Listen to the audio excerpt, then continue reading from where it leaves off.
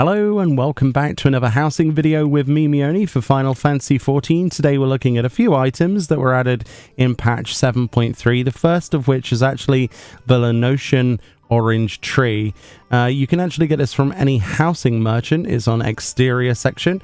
If we tick show only recently added items for 7,500 gil, you can get a Lattice orange tree. It says this tree has been tastefully pruned for ornamental use, but there is naught stopping a theoretical homeowner from eating oranges until they pass out, which sounds like a great time. Quite honestly, I love oranges. So let's first look at this orange tree then. So this is what this looks like. It is quite a small tree in comparison to some of the other trees that we have got on our yard here, like the cherry blossoms, etc. But yes, it is indeed an orange tree that has oranges. There's a surprise. Unfortunately, we can't pick the oranges. I was kind of hoping that we would be able to like have an interaction button to shake it or something, but I know that this game doesn't have that. In terms of collision detection, can I put my cat in the tree? Not easily. I'd probably have to jump from somewhere else to jump into the tree, which is a bit of a shame. I always like putting my cat in trees, much like cats enjoy putting themselves in trees in real life. It's nice. It's a nice decorative item, and you could do a lot worse for 7,500 gil. As we go inside then, let's look at 3 craftables this time around. The first is the Plaid or Plaid interior wall, which is an interior wall with a bold black and red pattern. So this is what you need to create that. Ronic Surge, Scarlet Moko Cloth, and Ginseng Lumber with some mortar, as well as some wind and lightning crystals. And if we swap over our second floor walls, you'll see exactly what it looks like. Holy moly. It's got this kind of like fabric effect to it as well. I thought it was just going to be, you know, flat, sort of red and black. But no. Huh. That's surprising. I'm not sure if this is the sort of thing I would want permanently on my house, or even the FC house in this occasion, but it's certainly a look. There are certainly people who would like that. I always think that red makes rooms look smaller, to be honest, and darker colors in general. Yeah, it doesn't really go with my partitions. It's okay though, but yeah, it's got this kind of like almost a fabric quality to it. In fact, I think it is a fabric texture look. Huh. Well, if you want fuzzy flat walls, you totally can. The second item on our list then is the Lattice Planter Partition, which is woodworking craft. As you can see here, you need to be level 100. Uses Cyber Lumber, Growth Formula Lambda, Shroud Seedling, and Hummus to create the Lattice Planter Partition. As you can see, there are actually some other lattice themed housing items in the game already, including the Lattice Planter and the Lattice Windowed Cabinet, but this is a pretty special one actually. I really like this one. And this is what that looks like. So let's go back a little bit, and this is a mansion sized house, so obviously this is the full room height that you can expect. It's quite nice, isn't it? I really like this one. I can't imagine many places looking bad, especially with the minimalist design that I had before I put the, you know, the red and black fuzzies on the wall there. But yeah, that could be really nice in a minimalist environment. We've got some nice planters here with some pretty decent resolution plant life in these pots of different things. We've got like ivy and ferns and things. It's quite nice, isn't it? This is also a dyeable piece. I do wish that there were more planters on this, though, at the top and at the bottom. I don't know. Maybe I'm just being weird, but it looks like these aren't center between the two. Maybe that's just me and my OCD, but yeah. So this is how those dye then, which is the wood. Obviously, it's not going to be the plants.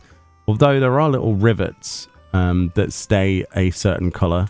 This gray color, so that's worth bearing in mind, especially if you're trying to like color match to other pieces of furnishings.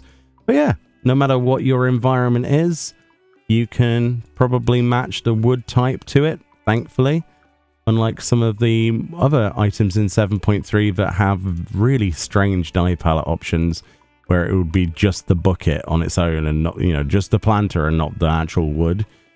Although that would have been cool to have, like, if we ever get second dye palettes for housing items, I would love to see something like this have the actual buckets, the planters themselves, have a separate dye channel. But again, I might be wishful thinking on that. I don't think that's probably going to happen.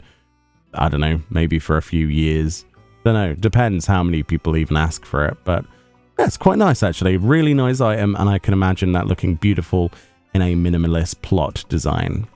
And then finally, for our other crafted item, we're looking at the Old Fishwife's Paella, or Paella, which, yeah, it's a tabletop item that you can consume. It has 10 uses, and it does give you a food buff, as you can see, but it uses bomba rice, roast shrimp, Turali corn oil, man-eater clams, paprika, and heaven's lemon. This is making me hungry just looking at this. I love food. Even bringing out the display stand for the paella, because, you know, why not, I suppose? This is what that looks like.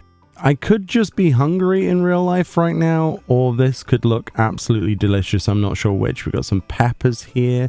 At least I think that's what they are, with some rice. Got some prawns, look. Oh, those shrimp look good. The clams. Olives, bleh. Well, olives are okay, but I wouldn't have them in this personally. And then we got the heaven's lemon in the middle with some herbage. Yeah, it's a pretty nice looking item, honestly. And the best thing about this is the actual tray itself. So if we consume this and cancel the buffs every single time, then you'll see we get a really nice bowl, actually. I'm very happy with this. Yeah, that bowl is really nice, actually. I can see a lot of people using this particular item because of its spherical design and clipping it together with other things. I mean, people have made battle robots out of, you know, kitchen sinks and cover curl machines and all sorts of things, and motorbikes and stuff. So spherical objects with some depth in them, like this pan, that have, you know, this static color with no real extra detail, sometimes can be the most useful thing ever. Really cool. Really happy with that. But yes, in general, that was a pretty random video.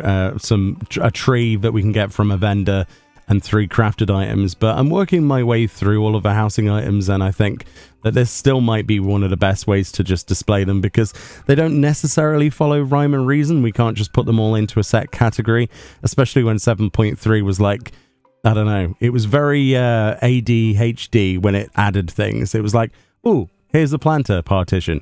Ooh, here's a, you know, a Plaid Wall. Here's Fishwife Paella. Didn't really make that much sense. I'm glad that they were added to the game. I think the highlight for me, honestly, between this being super useful, like the paella being actually useful once it's been eaten for making cool things with, I really like the walls. They are growing on me. They're a little bit dark, especially for the minimalist design, but the planter is probably the go-to. That is awesome. I can imagine making office spaces, maybe having running waterfalls behind this. Really love that. Anyway, let me know what you think of any of these items. I'll try to get the other housing items that are in the patch and showcase those, but more videos on the way. Much love, and I'll see you all next time. Bye-bye.